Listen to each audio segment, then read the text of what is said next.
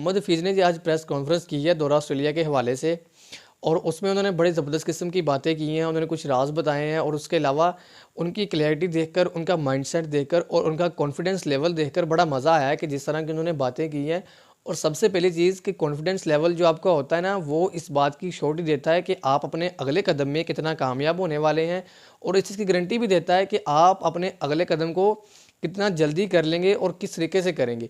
तो मोहम्मद हफीज़ की ये बातें सुनकर, उनका कॉन्फिडेंस देखकर बड़ा मज़ा आया है। बताते हैं आपको सब कुछ। सबसे पहले है जी, बात करते हैं मोहम्मद हफीज़ ने बात की है जी, कॉल की है मोहम्मद आमिर को और उनसे रब्ता किया। उनको कहा है जी कि अगर आप पाकिस्तान की तरफ से खेलना चाहते हैं तो आप अपनी रिटायरमेंट वापस लें, आगे डोमेस्टिक खेलें, वहाँ पर परफॉर्मेंस दें, फिर हम आपको पिक करेंगे और पिक करने के बाद आपको पाकिस्तान खिलाएंगे।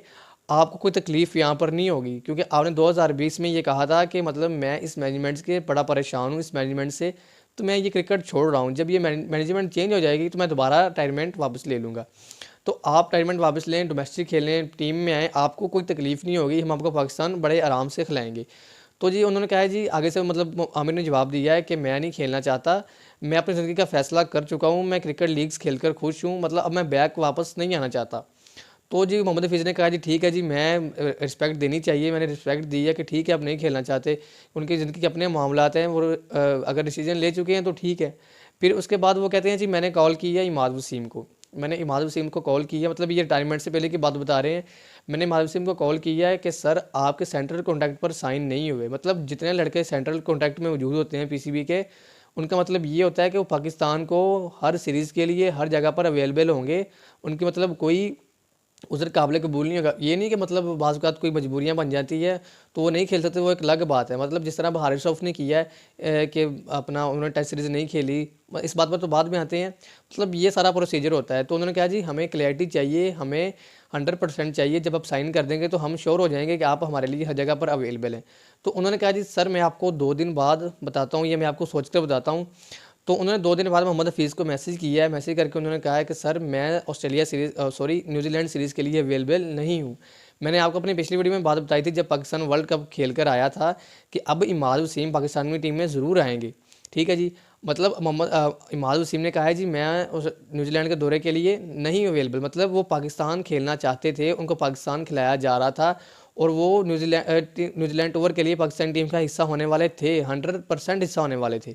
लेकिन फिर मोहम्मद हफीज़ बताते हैं जी कि उन्होंने 2 दिन बाद फिर मुझे अपना मैसेज करने के बाद, यानी कि 2 दिन बाद उन्होंने रिटायरमेंट अनाउंस कर दिया कि मैं रिटायरमेंट ले रहा हूँ। मतलब उन्होंने मुझसे ऐसी कोई बात नहीं बताई, हालांकि मैंने उन्हें कहा है कि आप रिटायरमेंट वापस लें। अब मसला तो यही होगा ना कि पीसीबी उनको कह रहा था आप सेंट्रल कॉन्ट्रैक्ट पर साइन करें और आप नेशनल कप खेलें, खेलने के बाद आप दोबारा टीम में आ जाएं। मतलब सिंपल सी बात थी, मतलब जहाँ पर आगे इतनी देर आपने सब्र किया है, आप ये 2 मंथ या 1 मंथ आप सेंट्रल कॉन्ट्रैक्ट खेलते, आप एक आधी लीग छोड़े थे, आप टीम में भी आते, आप दोबारा एक आधी लीग्स भी खेल सकते थे।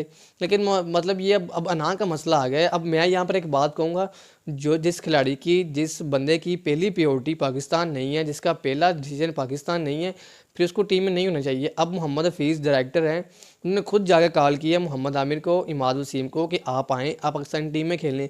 लेकिन उन्होंने कहा है जी, उन्होंने तरजीह दी है कि जी हम क्रिकेट लीग्स खेल कर खुश हैं, तो वो उनको खेलने देनी चाहिए, उनका अपना फैसला है बस। अब उनको, अब अगर अवाम भी कहे ना कि जी उनको वापस बुलाएं, उनको आप वापस बुला कर खिलाएं, तो फिर मैं अवाम के हवाले से ना यानी कि बड़ा परेशान हूँ, इस अवाम का क्या होगा, क्योंकि पीसीबी खुद उनको बुलाकर कह रहा है आप रिटायरमेंट वापस लें और आप खेलें। अब उनका डिसीजन है, ठीक है जी, अब वो नहीं खेल रहे।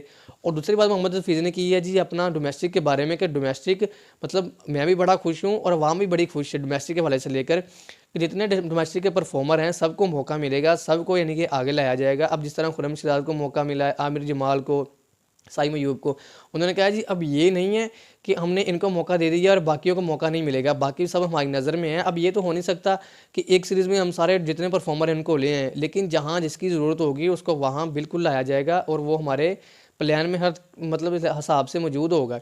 और दूसरी बात उन्होंने कही है जी अहमद शहजाद के बारे में, कि अहमद शहजाद भी परफॉर्मेंस दे रहे हैं, वो भी हमारे प्लान का हिस्सा है, लेकिन इस वक्त टीम में 3 से 4 ओपनर मौजूद हैं, तो जब उनकी बारी आएगी, उनका टाइम आएगा, उनको ज़रूर खिलाया जाएगा।